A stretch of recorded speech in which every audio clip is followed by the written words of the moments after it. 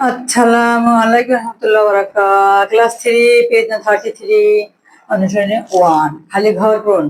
খালি ঘর পূরণ আমরা জানি যে খালি ঘর পূরণ করতে হলে আমাদের যে সমান্তরাল সংখ্যা আছে তাহলে পাশে সংখ্যা দিতে হলে সিস্টেম আছে প্লাস থাকলে মাইনাস, মাইনাস থাকলে প্লাস করতে হবে। তাহলে খালি ঘর চেয়েছে, তাহলে বা খালি ঘর সমান সমান 26 আছে 55, এপাশে সংখ্যা তাহলে মাইনাস করতে হবে, মাইনাস 304 বা খালি ঘর সমান সমান আমাদের মানে যেহেতু বিয়োজন বড় সংখ্যা দেওয়া আছে বিয়োজন করতে হবে, এটা বিয়োজন। তাহলে আমরা একটা বড় সংখ্যা, তো বড় সংখ্যা এখানে 4, 4 ছোট, তাহলে 5 বড়, তাহলে 4কে আমরা 14 ধরবো।